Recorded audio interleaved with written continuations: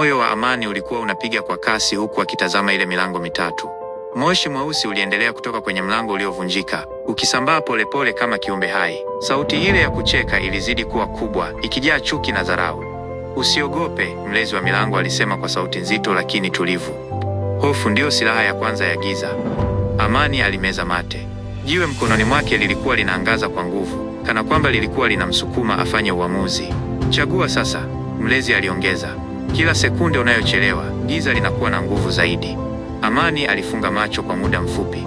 Ndani ya mawazo yake, aliona picha za wazazi wake, rafiki yake Juma, na kijiji cha Mwanga. Hakutaka kitu chochote kiwapate. Alipofungua macho, alichukua hatua kuelekea mlango wa chuma. Mara tu alipougusa, mwanga mkali ulilipuka na dunia ikazunguka. Amani alihisi kama anavuta pumzi kwa mara ya kwanza tena. Alipozinduka, alikuwa katika eneo pana lenye miamba mikubwa na anga la bluu lililochanganyika na rangi ya fedha. Upepo ulikuwa mkali, lakini haukuwa wa kutisha. Ulihisi kama nguvu ya ulinzi. "Karibu kwenye dunia ya walinzi," sauti mpya ilisema. Mbele yake alionekana msichana wa umri wake, akiwa amevaa mavazi ya kivita yenye alama zinazofanana na zile za jiwe lake. "Mimi naitwa Liana," alisema. "Tumekuwa tukikusubiri." "Unisubiri?" Amani aliuliza kwa mshangao. Liana alitikisa kichwa. "Jiwe ulilonalo ni jiwe la moyo. Linachagua mtu mmoja tu kwa kizazi. Ukilimiliki, maana yake wewe ni walinzi mpya." Kabla Amani hajajibu, ardhi ilitetemeka kwa nguvu.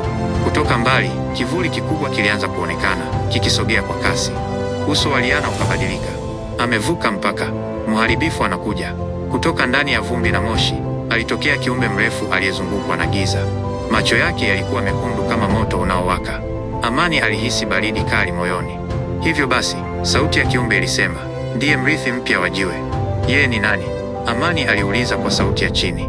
Liana alijibu kwa hofu. "Aliwahi kuwa walinzi kama wewe. Jina lake lilikuwa Karimu.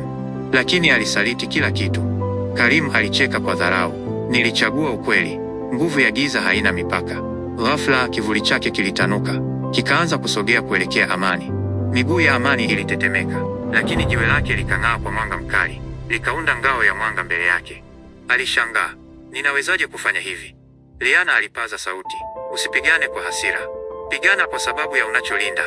Amani akafumba macho na kufikiria kijiji chake. Mwanga ukaongezeka. Kivuli cha Karim kikagonga ngao na kusambaratika kwa muda. Karim akarudi nyuma kwa mshangao. "Hii haiwezekani."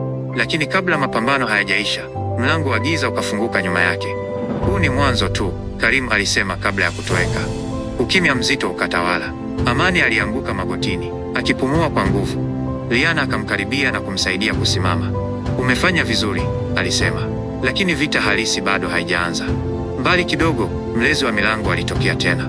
"Umechukua hatua yako ya kwanza," alisema. "Lakini sasa giza linakujua na halitasahau." Amani alikaza ngumi yake, jiwe liking'aa ndani yake. Hakuwa tena mvulana wa kawaida. Alikuwa walinzi. Na safari yake ilikuwa ndiyo kwanza inaanza.